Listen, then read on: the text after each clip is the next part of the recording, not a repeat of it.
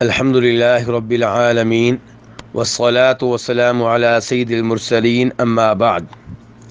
نبی صلی اللہ علیہ وسلم نے نو مولود بچے کے عقیقے کے بارے میں فرمایا، کل غلام رہینۃ بعقیقتہ، کہ ہر بچہ اپنے عقیقے کے بدلے میں گروی رہتا ہے۔ عقیقہ بچے کی جانب سے 7ویں دن کرنا چاہیے اور اسی دن اس کے بال مڑنے چاہیے اور اس کا نام رکھنا چاہیے۔ اس حدیث کو امام ابو داؤد، امام نسائی، امام ترمذی اور ابن ماجہ وغیرہ نے روایت کیا ہے۔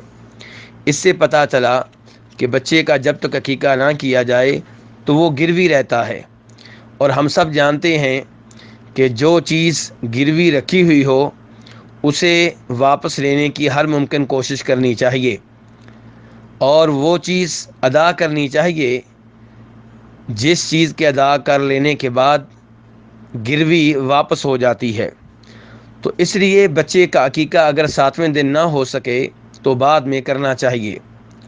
ہمارے کئی احباب عید الاضحیٰ کے موقع پہ جب قربانی کرتے ہیں تو ان کی کوشش ہوتی ہے کہ اس موقع پہ بچوں کا عقیقہ بھی کر لیا جائے، اور کئی لوگ بچوں کے عقیقے کے سلسلے میں قربانی کے بڑے جانور گائے یا اونٹ وغیرہ میں حصہ ڈال لیتے ہیں، اور کئی لوگ پوری گائے اپنے بچوں کے عقیقے کے طور پہ ذبح کرتے ہیں۔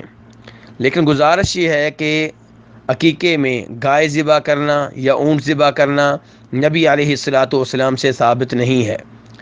آپ نے عقیقے کے سلسلے میں بکریوں کا تذکرہ کیا ہے، اس لیے عقیقے میں بکریاں، بکرے اور چھترے وغیرہ ذبح کرنے چاہیے۔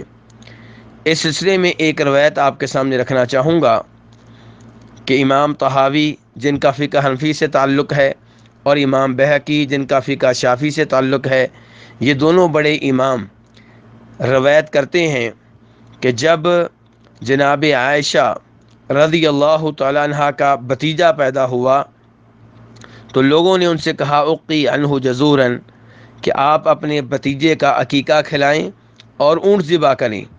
تو انہوں نے کہا معاذ اللہ، کہ میں اللہ سے پناہ مانگتی ہوں کہ میں اس موقع پہ اونٹ ذبح کروں، ولیکن ما قال رسول اللہ صلی اللہ علیہ وسلم، ہم تو وہ کام کریں گے جو اللہ کے رسول علیہ الصلوۃ والسلام نے بتایا ہے، اور وہ کیا ہے؟ بکریاں، 2 بکریاں ذبح کریں گے۔ تو اس سے بھی معلوم ہوا کہ عقیقے میں گائے یا اونٹ وغیرہ ذبح کرنے سے یا ان میں حصہ ڈالنے سے اجتناب کرنا چاہیے۔ عقیقے میں بکریاں یا بکرے یا چھترے وغیرہ ذبح کرنے چاہیے۔ واللہ تعالی اعلم۔